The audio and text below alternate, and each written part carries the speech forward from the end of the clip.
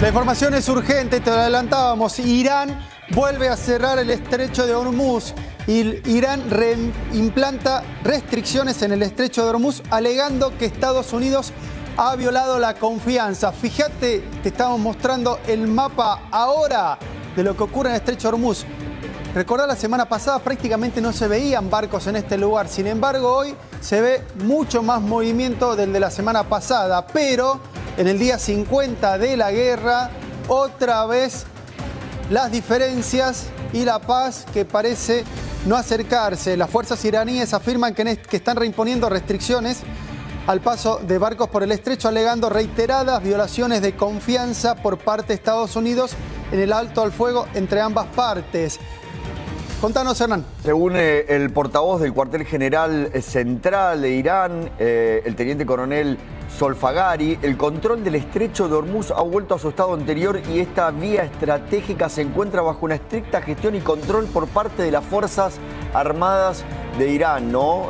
Poniendo esto que hacías hincapié, Tucu, un punto de conflicto, porque recordamos las declaraciones del presidente de los Estados Unidos, Donald Trump, donde hablaba de pleno control sobre el estrecho de Hormuz. Había un paso mientras se terminaba de negociar allí en Pakistán. Bueno, ahora viene esta declaración por parte del gobierno iraní, que vamos a ver en lo que deriva, cuál va a ser la respuesta o la reacción de los Estados Unidos en medio de un proceso de negociaciones punto por punto allí en Pakistán. Hernán, Tucu, me gustaría agregar a esto que también se escucharon algunas declaraciones de portavoces militares de Irán diciendo que el número limitado de petroleros y buques mercantes ha sido permitido, pero que lamentablemente los estadounidenses, esto es lo que dijeron, con sus reiteradas violaciones de la confianza que forman parte de su historial, siguen participando en la piratería y el robo marítimo bajo el pretexto del bloqueo. Declaraciones fuertes en un contexto en el que se busca una tregua y una posibilidad de paz. Lo que dijeron es que ahora nuevamente hay una estricta administración y control de las Fuerzas Armadas hasta que Estados Unidos ponga fin al bloqueo, Tucu. Recordemos que en el día de ayer el presidente de los Estados Unidos, exultante, había dado a conocer la noticia de que se levantaba el bloqueo completamente del estrecho de Hormuz, pero que continuaba el monitoreo y o bloqueo de los barcos de los Estados Unidos a los puertos iraníes. Exacto. Este es el punto del conflicto. Este es el lugar donde los iraníes dicen, pará, me cierra a mí. Circulen todos y me cerrás a mí. Totalmente. Esto no es lo que acordamos, entonces Irán asegura que vuelve a cerrar el estrecho de Hormuz, que vuelve a poner restricciones y todo lo que se había anunciado hace menos de 24 horas entra en un stand-by. ¿Qué se había anunciado, entre otras cosas? Por ejemplo, más allá de la libre circulación, que iba a empezar un desminado por parte de Irán. Claro, correcto, desminado. Recordemos que es una zona que lo primero que se estableció fueron estas minas, que Estados Unidos trató de contrarrestar, digo, también con expertos británicos, justamente en tratar de remover esta cuestión para que no haya peligro. Y te sumo algo, Tucu, a declaraciones que dio un líder de la delegación iraní, que es uno de los que forma parte de las negociaciones en Pakistán. Dijo, con estas mentiras no ganaron la guerra y sin duda tampoco lograrán nada en las negociaciones. Hay que ver cómo esto puede afectar justamente en esa mesa allí en Pakistán, ¿no? Bueno, para que nos trate de explicar y que entendamos entre todos qué es lo que está pasando con esta situación, tenemos en comunicación al queridísimo Muki Tenenbaum, él es analista internacional. Me dicen que estás en Francia, Muki, ¿es así? Así es, estoy en Francia. Sí. ¿Cómo estás, Muki? Puedo testificar que estoy en Francia. Bueno, bonjour, entonces en este caso, Muki, y ya siendo mediodía, ya por ahí, allá tenés más información de la que nosotros empezamos a recabar acá. ¿Qué es lo que pasó finalmente en el estrecho? Pasa lo que siempre pasa, que Irán nunca cumple sus acuerdos, ni sus propias declaraciones. Esto es lo que pasa. Irán, ayer hay una batalla entre el brazo político de Irán y las guardias islámicas revolucionarias. A todo eso, viste, cuando llaman guardias revolucionarias se olvidan de la primera palabra, que es islámica. Son guardias revolucionarias islámicas, y no es la revolución de Fidel Castro, ¿sí? Claro. Es islámica. Pero al punto Estados Unidos, ayer Irán anunció que abría el estrecho de Hormuz y esperaba de que Estados Unidos levante el bloqueo a cambio de eso, cosa que Estados Unidos no tenía ninguna intención, porque lo que está haciendo es negociando y se negocia las condiciones, no se baja el nivel de bloqueo. El bloqueo llevó mucho tiempo, es una cosa complicada, no se arma y se desarma con mucha facilidad. Claro. Y para negociar no tenía sentido de que esto lo levante. Es más, todo aparenta de que esta batalla que hay entre las guardias revolucionarias y el brazo político pasa por ahí. Parece que fue un tema del brazo político que ofreció abrir el estrecho de Hormuz. Claro. Inmediatamente salió la crítica de las guardias revolucionarias, lo que me imagino que llevó a que el brazo político enderece sus caminos a lo que quieren las guardias islámicas revolucionarias, ¿no? O sea, el brazo político, podría decirse de alguna manera, está tironeado de dos lados. De Estados Unidos por un lado, que lo tironea, y del otro lado por la Guardia Revolucionaria. Y en el medio, ellos una tensa calma. Y algo que vos nos decías prácticamente desde el día 1, Muki, cuando mataron a más de 40 líderes. No hay una cabeza, no hay uno que se imponga en la mesa dentro de Irán y diga, se hace lo que yo digo. Sí es, porque el líder, por supuesto, el líder teórico está en coma, ¿sí? Si está vivo, está en coma, sí que es irrelevante. Sí, no hay polos de poder en este momento en Irán, pero quiero decir que el brazo político responde, hay una tercera fuerza, y es la gente. El problema del brazo político es que el brazo político fue electo por elecciones reales, si bien con candidatos muy limitados. El que ganó era el moderado entre los dos, ¿sí? Es decir, él siente alguna obligación hacia el bienestar de la gente, y la gente la está pasando muy mal, y él quiere terminar esta historia porque además, si no llegan a poder exportar petróleo, como es ahora, en 6 semanas se desarma todo el sistema de petróleos de Irán, y esto es un dolor de cabeza terrible, y Trump sabe eso. Es decir, ellos creían que el tiempo jugaba a su favor porque Trump se acercaba a las elecciones de medio término. Ahora se dio vuelta la cosa, ahora el tiempo juega a favor de Estados Unidos. Irán está en estado ya, yo te diría, de desesperación en este momento. Sí, Muki, me acuerdo que cuando comenzamos a hablar, pautábamos o creíamos que la guerra podía llegar a durar 4 semanas, y mirá ya el tiempo que ha transcurrido, ¿no? Y estas negociaciones que parecen la historia sin fin, van, vuelven. ¿Por dónde ves la salida? ¿Va a haber una salida en el corto plazo? Primero, no sé, por supuesto, no te puedo asegurar nada. En 4 semanas, él mismo habló de 4 a 6 semanas, y una guerra sabes cuándo empieza, no sabes cuándo termina, no es algo tan firme, digamos. La intención es hacerla corta, el problema es que por supuesto se está alargando. Los iraníes demostraron ser más duros en su respuesta de lo que Estados Unidos pensó que iba a ocurrir, y cuando estamos hablando de gente que tiene una ideología relacionada con lo divino, y entonces se sienten a veces más fuertes de lo que son. ¿Cuánto va a durar más? Mira, yo supongo que esto va a depender cuando Irán se da cuenta de que se terminaron las cartas. Ahí es donde va a terminar esto. Hasta entonces no. Pero te recuerdo, no importa el acuerdo que se llegue con Irán. Si el régimen no cambia, Irán no va a cumplir los acuerdos. ¿Cómo yo sé? Porque nunca cumplió. Bien. Muki, buen día, ¿cómo te va?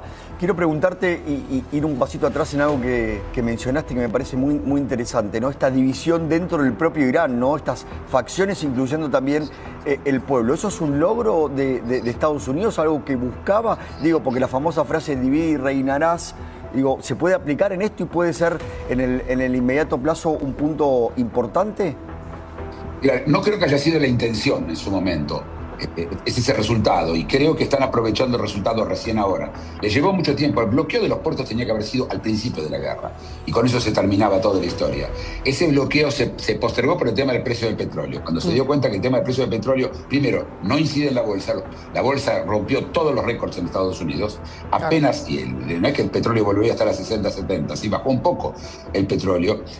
Vos ves que la economía americana no se resiente de esto. Trump se da cuenta con esto, le da más fuerza, y esto hace que el bloqueo de los puertos se mantenga hasta que Irán recapacite, o por lo menos esta es la visión que tiene Estados Unidos de esto. Pero sí, están aprovechando el efecto. No creo que haya sido la intención. Claro, en ese punto, Muki, está bueno, si te parece, repasar con la audiencia, porque Estados Unidos no depende del petróleo que sale de ahí.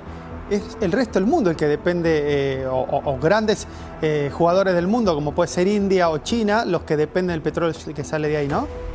Sí, el petróleo que sale de ahí, si bien termina a veces refinado en Estados Unidos, porque Estados Unidos tiene las refinerías que tiene es para petróleo pesado. Hay una diferencia entre petróleo pesado y liviano. Estados Unidos tiene para petróleo pesado, a veces es más fácil o más barato traer refinados del petróleo liviano, ese que sale justamente por el estrecho de Hormuz. Entonces, algunas cosas llegan, pero son irrelevantes para Estados Unidos. Estados Unidos está ganando muchísima plata gracias al gas. El gas subió en un 75% y la gran productora de gas es Estados Unidos. La que le sigue es Australia, que no puede vender su gas porque tiene contratos a largo plazo con Japón. Así que, y Qatar está, sabemos muy bien, está herida bastante serio el tema. Primero, no solo puede pasar por el estrecho de Hormuz, aunque pueda pasar por el estrecho de Hormuz no le va a servir. Así que ahora la pregunta, hay 20 barcos en este momento en el estrecho de Hormuz, 20 barcos que están en situación peligrosa y tienen todos miedo a ver qué va a pasar. Así que vamos a ver si Irán aprieta un poco más y trata de disparar contra alguno de estos barcos que están en el proceso de pasar el estrecho de Hormuz, y son 20 barcos. Claro, en ese punto, Muki, la clave puede llegar a ser ¿de qué bandera son esos barcos? Porque lo que veíamos, por ejemplo, la semana pasada, que los primeros barcos que empezaron a circular eran, entre comillas, de países amigos de Irán, o que por lo menos no estaban del lado norteamericano e israelí en esta guerra. ¿Puede tener que ver con eso también un poco? Mira, el tema de las banderas es un tema relativo, porque las banderas son de conveniencia en general. La pregunta es quién es el dueño del barco. ¿Sí? Hay Panamá, Liberia, hay otra, las Islas Marshall, son las 3 banderas de conveniencia. Por supuesto que ninguno de los barcos son ni panameños, ni seguro que no liberianos o de las Islas Marshall. Entonces la pregunta es quiénes son los dueños, y esto por supuesto en Irán saben, y dijeron, si van a ser de países que no combaten, que no están del lado de Estados Unidos o de Israel, entonces lo van a dejar pasar por aguas territoriales iraníes, pagando un canon de $2 millones de dólares. Esto es lo que dijo Irán. Y por supuesto es inaceptable para nadie, incluyendo para los países europeos, que ahora tienen un dolor de cabeza especial. ¿Sí? Muki, el ataque entre el Líbano, Israel, a Hezbollah es lo que también ha mantenido en vilo estas negociaciones, ¿no? Se cumplen ahora 24 horas sin que suene la alarma de misiles en Israel. ¿Crees que Israel puede servirle los puntos de este acuerdo? ¿Está conforme con lo que se pueda llegar a lograr? No hay acuerdo todavía, hasta que no sepamos qué acuerdo hay. Pero el posible acuerdo, la verdad es que el único posible acuerdo es que Irán reniegue de su programa nuclear. ¿Sí? Deje de apoyar a los proxies. Y está muy lejos de eso. En ningún momento aceptó nada de todo eso. La única probabilidad que yo creo que existe de acuerdo, y un acuerdo a largo plazo que se aguante, es si Rusia interviene. Si Rusia interviene, si Rusia es garante de ese acuerdo, es otra historia. Para eso, Irán le tiene que dar a Rusia el poder de ser el garante, y entre otras cosas pasarle todo el uranio enriquecido a Rusia, ¿sí? Para que lo tenga Rusia y no lo tenga Irán. Eso ¿cómo? Perdón, tú, Muki, termina de cerrar la idea, perdón. Sí, nada más. Digo, entonces, si va a haber un acuerdo, la lógica es que Rusia tiene que intervenir. Por ahora no vemos el principio de eso. Cualquier otro acuerdo Irán no lo va a cumplir, y va a ser un ejercicio de futilidad hacer acuerdos con Irán que igual Irán no cumple. ¿Hernán? Muki, ¿cómo queda Europa en todo esto? Porque se ha hablado mucho, ha habido muchas discusiones, un Trump muy duro con muchos países, pero ¿cómo queda en este momento Europa? Europa está mal por 2 lados. Primero, porque le quedan 6 semanas de combustible para aviones. En 6 semanas se quedan sin combustible los aviones europeos, y vos te imaginás el desastre que esto es. 6 semanas nos estamos acercando al Mundial, la gente que quería viajar al Mundial, la gente sale de vacaciones, los europeos son adictos a las vacaciones, tienen 6 semanas de vacaciones en muchos países. Esto es un golpe esto les preocupa, y les preocupa a los gobiernos, que cuando vean que la gente no puede salir de vacaciones no se va a poner contenta. Por el otro lado está lo que Estados Unidos le pidió ayuda a los países europeos, y ellos se negaron. Y esto justamente abona una posibilidad de un acuerdo con Rusia, en donde Estados Unidos le larga la mano a Ucrania a cambio de que Rusia participe y ayude en la resolución del tema iraní, y eventualmente del cubano y del nicaragüense también. Es decir, ese acuerdo empieza a acercarse, porque como Trump quiere castigar a Europa por lo que le hicieron, es probable que, no sé si abandone la OTAN, pero sí abandone a Ucrania. Y Ucrania, sin defensa antimisiles que le da a Estados Unidos, la va a pasar muy mal. En pocos meses yo creo que vamos a ver a una Ucrania bastante de rodillas, si eso ocurre. Yo no digo que va a ocurrir. ¿Sí? Claro, es más, ayer justamente cuando la OTAN le dice a Trump, te ayudo con el estrecho y demás, Trump le dice, no, pará, hasta acá no te quisiste meter, déjame que esto lo termine de resolver yo solo, seguí haciendo lo tuyo, seguí mirando vos para otro lado. Palabras más, palabras menos, en criollo básico pasó esto, Muki, ¿no? Exactamente eso, así es. Él les dijo, ustedes cuando les pedí ayuda no estaban, y ahora las declaraciones son durísimas contra Europa y contra Canadá, que es miembro de la OTAN. Ayer habló el representante de comercio de Estados Unidos contra Canadá, y una crítica muy dura que puede también terminar una vez más en aranceles. Pero Canadá es parte de la OTAN, por eso le traigo a Canadá en el medio, ¿sí? Él tiene un problema con la OTAN, Canadá tampoco quiso ayudar. Así que todos van a estar sujetos a la rabia, a la rabia de Trump. Sí. Muki, quería repasar con vos, le pido a la produ, perdón, diré, vamos a pleno al mapa del estrecho de Hormuz para que lo repasemos con Muki y miremos ahora, Muki, lo que está pasando. Por lo que estoy leyendo de los buques que vemos ahí, Muki, hay dos, el Rey y el Guardian, en realidad, son parte de los buques que están afectados por la OFAC, la Oficina de Control de Activos Extranjeros. ¿Nos explicás qué es esto? ¿Están circulando estos buques que por ahí Estados Unidos no quiere que circulen porque pertenecen a países que están investigados por los Estados Unidos justamente? Sí, no son los países, repito, son siempre las compañías mismas que están sancionadas. Estados Unidos sanciona no solamente al petróleo iraní que no se puede comprar, sino a las compañías que lo llevan. Sí. En general son compañías chinas o relacionadas con China, y Estados Unidos va sancionando los buques y las compañías que son los dueños, y teóricamente Estados Unidos puede abordar cualquiera de estos buques, cosa que está tomando en cuenta no solamente en el estrecho de Hormuz, sino cuando van por el Océano Índico. Ya lo dijo Estados Unidos, ellos tienen la lista, y estos buques por ahora estaban pasando porque Trump no quería que impacte sobre el precio del petróleo. Creo que ahora esta política va a cambiar y estos buques corren el peligro de ser abordados, el petróleo requisado, claro, y vendido a terceros. Claro, son clandestinos de Irán, es lo que está diciendo parte de esos buques. Entonces, justamente recordemos que Estados Unidos decidió seguir bloqueando los puertos iraníes. En el mapa ese que veamos recién, Muki, ¿nos ayudás vos a repasar cuál es la parte más compleja de ese mapita? Ahí lo ponemos de nuevo. ¿Cuál es el lugar? Ahí estamos viendo, no sé si vos podés verlo en pantalla también. Tenemos sí, yo lo puedo ver también. Muchos verdes y muchos rojos. ¿Cuál es el lugar específico que vos decís? Ahí es donde hay que poner todos los ojos, sobre todo estos 20 barcos que vos decís que están transitando. Bueno, vos ves ahí una isla que está del lado iraní, ¿sí? que no es la zona por donde pasan. El ancho del canal por el cual pasar son 3 kilómetros, nada más. Es decir, de los 30 kilómetros que te dicen, tenés 3 kilómetros nada más. Son 3. Solo por 3 son canales navegables. Los demás simplemente no es lo suficientemente profundo. Tienen dos formas de ir, hay dos canales. Uno pasa cerca de la costa de Irán, que es el que Irán quiere que la gente pase para cobrarle el peaje, y la otra por el medio del estrecho. Es decir, es la puntita, y además tienen que hacer una vuelta para arriba, ¿entendés? Bien, a ver, perdón que te interrumpa. Poneme a pleno, Dire, la imagen, así entendemos todo y Muki nos va relatando. ¿Por dónde sería, Muki? Ahí estamos, el cursor, hace cuenta que es tu voz, la manito esa. ¿Cuál es el lugar, Muki, en el cual podrían o tienen la posibilidad de pasar esos 3 kilómetros? Están en el medio, es exactamente en el medio o pegado a la isla, o más pegado a la isla. A la isla que dice el Arak. Sí, yo no puedo ver los nombrecitos, no pasa nada. La isla más oscurita vendría a ser. La más oscurita, claro. Entonces Perfecto. Tienen que pasar cerca de esa isla y donde tienen que pagar el canon, sí, los $2 millones. Pero si no pasan por el medio, exactamente el medio del estrecho de Hormuz, ahí no es agua territorial de iraní. Y por ahí podrían pasar, pero los misiles iraníes, ¿te imaginas? De esa isla grande o de cualquiera de las islas disparan y los buques se hunden enseguida. ¿Sí? No necesita para eso una marina, que a todo eso ya no tiene más marina. Irán le hundieron prácticamente todos los barcos, pero tienen lanchas, torpederas o drones que pueden impactar sobre los barcos. La verdad es que no importa dónde pasen en el estrecho, si Irán no quiere que pasen y quiere disparar, puede, y no hay forma de evitarlo. Eso sí que no hay forma como evitarlo. No importa si tomás la isla, no tomás la isla, es imposible. Claro. Lo que sí puede, y el problema tuyo es de las compañías de seguro. Las compañías de seguro miran este mismo mapa, ¿sí?